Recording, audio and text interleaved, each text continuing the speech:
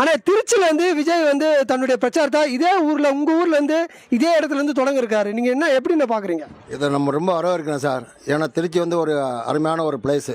எப்போவுமே யார் வந்து அரசியல் பண்ணாலும் திருச்சியில் வந்து நல்லா அவங்களுக்கு அமோகமாக இருக்கும். நல்லபடியாக ஒரு மாற்றமும் எங்களுக்கு நாங்கள் எதிர்பார்க்குறோம். அதனால் ஒரு வர வந்து நாங்கள் வரவேற்கிறோம். அருமையாக இருக்கும். அது ஒன்றும் பிரச்சனை இல்லை. மக்களுக்காக செய்வார் நம்பிக்கையாக இருக்கும். ரைட்டு. எந்த அளவுக்கு நான் எதிர்பார்க்குறீங்க விஜய் வருகையை?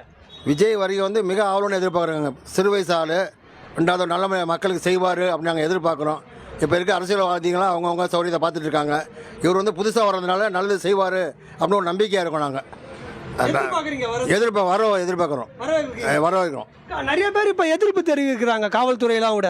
அதெல்லாம் மீறி துணிஞ்சு அவர் வரன்னு முடிவில் இருக்காரு. எப்படி பார்க்குறீங்க இந்த துணிஞ்ச செயலை? எப்படி பார்க்குறீங்க? துணியை வந்து நம்ம வரவேற்கிறோம் சார். ஏன்னா இது மாதிரி ஒரு துணிச்சல் இருந்தால் தான் வந்து நம்ம அரசியல் ஃபீல்டு பண்ண முடியும், மக்களுக்கு எதிர்த்து போராட முடியும்.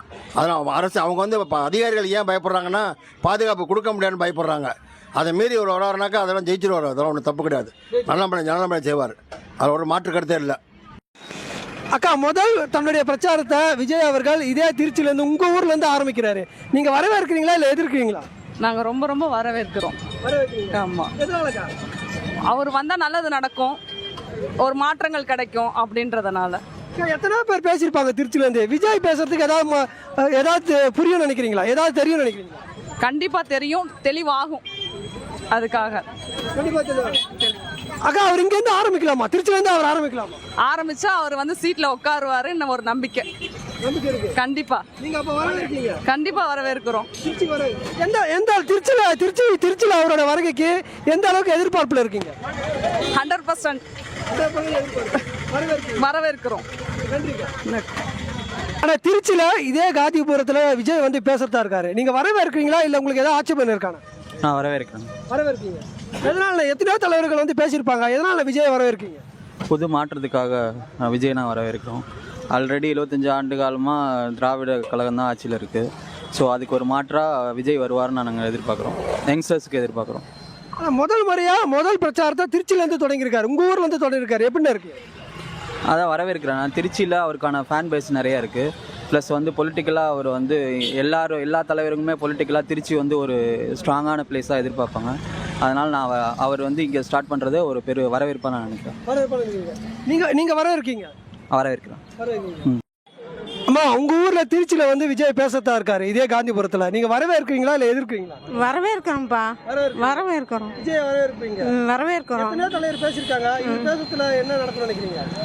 எல்லாம் நல்லது நடக்கணும்னு தான் நினைக்கிறோம். நல்லது நடக்கணும்.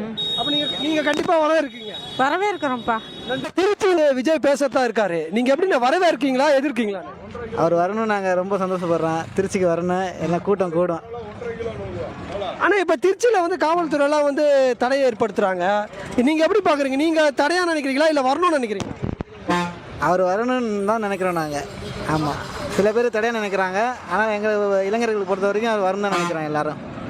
இப்போ உங்கள் பகுதியில் வந்து அவர் முதல் தன்னுடைய பிரச்சாரத்தை திருச்சியில் உங்கள் ஊரில் வந்து தொடங்குறாரு. எப்படி இருக்குது உங்களுக்கு?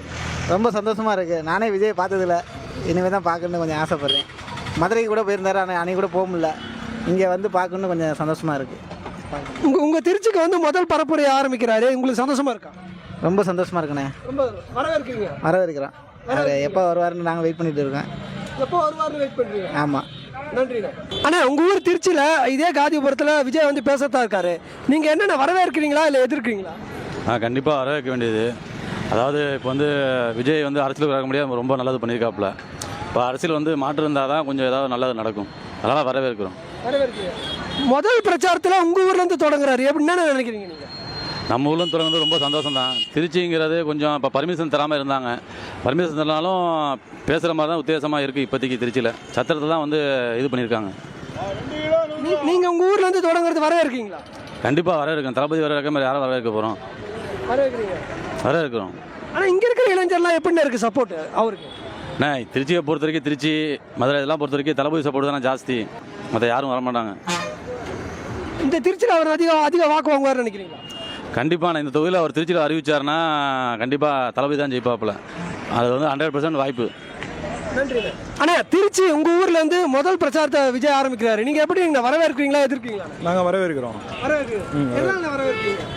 அவர் செய்கிறதெல்லாம் கொஞ்சம் நல்லதாக இருக்குது. நல்லது நடக்கும்னு நினைக்கிறோம். அவ்வளோதான். இதே இடத்துல இருந்து தொடங்கலாம்னு இருக்காரு, பல பேர் தடையை ஏற்படுத்துறாங்க, நீங்க எப்படி பாக்குறீங்க? அது பிடிச்சவங்க ஒருத்தவங்க இருக்காங்க, பிடிக்காத ஒருத்தவங்க இருப்பாங்கல்ல, அந்த மாதிரி இருக்காங்க. நமக்கு பிடிச்சிருக்கு, மற்றவங்களுக்கு எப்படின்னு தெரியல. இப்போ முதல் பிரச்சாரத்தை இங்கேருந்து தொடங்குறாங்க, என்ன நினைக்கிறீங்க நீங்க? மதுரையிலேருந்து எல்லாம் அங்கங்கே சென்னையிலேருந்து தான் தொடங்குவாங்க, அவர் திருச்சியிலேருந்து முதல் பிரச்சாரத்தை தொடங்குறாரு, எப்படி பார்க்குறீங்க? அவருக்கு தெரியுதுல நல்லது இடம் கெட்டது இடம்னு தெரியுதுல்ல, அதனால் அவர் நான் இங்கேருந்து ஆரம்பிக்கிறாரு, அவ்வளோ. அப்போ நீங்கள் வரவேற்கீங்க? வரவேற்கிறோம். நன்றி. தம்பி, உங்கள் ஊருக்கு இப்போ திருச்சிக்கு இதே இடத்துல வந்து பேசலான்னு இருக்காரு, நீங்கள் வரவேற்கீங்களா எதிர்க்கீங்களா? ரொம்ப தீவிரமாக இருக்கேன், ரொம்ப நாள் கனவு. அதெல்லாம் ரொம்ப இதாக இருக்கேன். அதெல்லாம் ரொம்ப நேரில் பார்க்கணுன்னா கடவுளை பார்க்குற மாதிரி இருக்கும். அதெல்லாம் வந்து சத்தியமாக எங்கள் பயிலுக்கு ஒரு 400 பயில் இருக்கும். 400 பயிலும் தளபதி கட்சி தான் எங்கள் பயிலுக்கு எல்லாம். டிவிக்கே தான் ஓட்டு போடுவோமே, அதனால தான் ஜெயிக்க வைப்போம். இப்போ அடுத்த 2026 டிவிக்கே தான் ஜெயிக்குமே. எந்த அளவுக்கு எதிர்பார்க்குறீங்க இங்கே திருச்சிக்கு வர்றதுல? சொல்கிறேன்ல, அதுதானே நானும் 5000 பேர் திருச்சியிலே இருக்கோம். திருச்சியிலே எங்கள் டீமே 5000 பேர், எல்லாமே டிவிக்கே தான். டிவிக்கு அந்த 5000 பேர் டிவிக்கே தான் ஓட்டு போடுவோம். இப்போ மதுரையில் மாநாடு நினச்சில, அப்போ அது கூட 5000 பேர் போயிட்டு வந்தாங்க. இப்போ வந்து முதல் முறையாக உங்கள் ஊர்லேருந்து ஆரம்பிக்கிறார் இல்லையா, இங்கேருந்து பிரச்சாரம் ஆரம்பிக்கிறார், எப்படி இருக்கு உங்களுக்கு? சந்தோஷமாக தான் இருக்குது, ரொம்ப சந்தோஷமாக தான் இருக்குது. ஆரம்பிக்கலாமா இங்கேருந்து?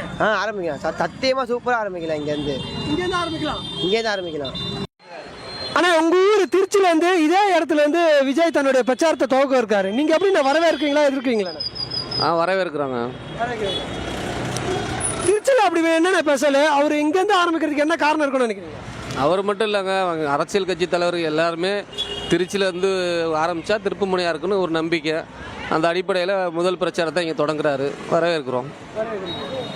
ஆனால் அவர் இங்கேருந்து தொடங்கலாமா, இங்கேருந்து திருச்சியிலேருந்து தொடங்கலாமா தன்னுடைய பிரச்சாரத்தை? இல்லை, எல்லாருமே அதானே நினைக்கிறோம். இங்கேருந்து தொடங்கினா தான் அந்த அவரோட மாற்றத்துக்கு என்ன நிலைப்பாடுன்னு தெரிஞ்சுக்க வாய்ப்பு கிடைக்கும். ஏன்னா இங்கே தான் அவருக்கு நிறையா அதிக ஓட்டு இருக்குதுன்னு சொல்கிறாங்க. அதனால் இங்கே முயற்சி பண்ணி பார்ப்போம். ஆனால் நீங்கள் இப்போ அவர் பேச வரவேற்கீங்க? கண்டிப்பாக வரவேற்கிறேன். மேடை பேச்சில் பேசுகிறத விட இப்போ பொது பிரச்சாரத்துக்கு வராரு, இதில் ஏதாவது மாற்றம் இருக்குமான்னு எதிர்பார்க்குறோம். ஆனால் விஜய் இதே இடத்துக்கு உங்கள் ஊரில் திருச்சியில் வந்து பேசலாம்னு இருக்காரு, தன்னோட முதல் பிரச்சாரத்தை தொடங்கலாம்னு இருக்காரு, நீங்கள் எப்படி பார்க்குறீங்க? வரவேற்கீங்களா? வரவேற்கிறோங்க. வரவேற்கீங்க. எந்த அளவுக்கு நான் எதிர்பார்த்துருக்கீங்க? திருச்சியை அலங்கோலம் ஆக போகுது, 2 ஆக போகுது. எவ்வளோ பேர் கூடுவாங்கன்னு நீங்கள் பார்ப்பீங்க சனிக்கிழமை. வரவேற்கீங்க? வரவேற்கிறோண்ணே. 100க்கு 100 எத்தனை பர்சன்டேஜ் நீங்கள் வரவேற்கீங்க? 100% வரவேற்கிறோம். ஆனால் விஜய் உங்கள் ஊர் திருச்சியில் இதே இடத்துல வந்து பேசலாம்னு இருக்காரு, இதே காந்தி மார்க்கெட்டுக்குள்ள பேசலாம்னு இருக்காரு, நீங்கள் எப்படி வரவேற்கிறீங்களா எதிர்க்கிறீங்களா? கண்டிப்பாக வரவேற்கிறேண்ணா. ஏன்னா மித்த ஆட்சி வந்து எதுவுமே இன்ன வரைக்கும் பண்ணதில்லை அவ்வளோக்கு, எதுவுமே அந்த அளவுக்கு. அதனால் இவர் வர்றது நல்லது. அது இவங்க ஆட்சியில் இருக்கவங்க எதுக்கு தான் செய்கிறாங்க அவர் வர்றதுனால. அப்போ அதிலே தெரியுது அவர் வர்றது தான் நல்லது. வந்தார்னா திருச்சி மக்களுக்கு இல்லை, தமிழ்நாட்டுக்கே நல்லது தான் செய்வார். அது வந்ததுக்கு அப்புறமேட்டு என்னன்றதை பார்த்து சொல்லலாம். ஆனால் தன்னுடைய பிரச்சாரத்தை உங்கள் ஊர் திருச்சியிலேருந்து ஆரம்பிக்கிறாரு, இது எப்படி பார்க்குறீங்க? மையத்துலேருந்து ஆரம்பிக்கிறாருண்ணா. மையத்துலேருந்து ஆரம்பித்து சுத்தோட்டார் எல்லாத்தையும் பிடிக்கணும்னு பார்க்குறாரு. கண்டிப்பாக பிடிப்பார், அதில் எந்த வித மாற்றமும் இல்லை. கண்டிப்பாக பிடிக்க முடியாதுன்னு சொல்லவே முடியாது யாராலையும். ஒன்றில் ஆனந்தனை வந்தார், நம்ம இதுக்கு ஏர்போர்ட்டுக்கு வந்தார், அதுக்கே வந்து பிரச்சனையை கொடுத்தாங்க, அவ்வளோதான். இப்போ விஜயனை வந்தால் இன்னும் அதுக்கு மேலே பிரச்சனை கொடுப்பாங்க, கொடுக்காம இருக்க முடியாது. இந்த திருச்சியில் 2 எம்எல்ஏ இருக்கிறாங்க, அதனால தான் இங்கே வந்து ஆரம்பிக்கிறாரு. மெயின் அதுதான், மெயின் ரீசனே அதுதான். ஆனால் எந்த அளவுக்கு எதிர்பார்த்துருக்கீங்க அவரோட வருகையை? பெரிய லெவல்லண்ணா. ஏன்னா இப்போ யங்ஸ்டர்ஸே வந்து இவர் வரணும் அப்படின்னு ஆசைப்படுறதுக்கு காரணமே தான். இப்போ நமக்கு முன்னாடி தலைமையில் இருக்கவங்களாம் 2 ஆட்சி தான் அப்படின்ட்டு இதாக இருந்தாங்க. இப்போ வர யங்ஸ்டர்ஸ் எல்லாமே இவர் தான் கண்டிப்பாக வந்தே ஆகணும் அப்படின்ற ஒரு இதில் இருக்கிறாங்கன்னா, அப்போ நமக்கே தெரியுது இனிமேல் நாடு வந்து யங்ஸ்டர்ஸ் கையிலன்றது தெரிஞ்சுக்கலாம் அதிலேயே. அவ்வளோதான். 100க்கு எத்தனை பர்சன்டேஜ் நீங்கள் அவர் வருகையை எதிர்பார்க்குறீங்க? 100க்கு 100ண்ணா, கூடவே சொல்லலாம். இந்த 2 கட்சி வரக்கூடாது, அவ்வளோதான். 100க்கு 100 நான் கூடவே சொல்லலாம். ஆனால் இந்த 2 கட்சி வந்துடவே கூடாது, அதில் எந்த வித மாற்றமும் கிடையாது. அவர் வருகையை நீங்கள் எதிர்பார்க்குறீங்க? கட்டாயம், ரொம்ப எதிர்பார்க்குறோன்னா. கண்டிப்பாக அன்றைக்கி அவங்க வேணுங்கன்னு கொடுத்துருக்கா, அதனால் சனி ஞாயிறுன்னு எல்லா இடமும் கொடுத்துருக்காங்களே. டிராஃபிக் ஆகணும், அதை வச்சு பிரச்சனை பண்ணணும் தான் கொடுத்துருக்காங்களே. கண்டிப்பாக அதை வச்சு பிரச்சனை நடக்கும், அதை வச்சு டிபேட்டை நடத்துவாங்க, அது மட்டும் உறுதி.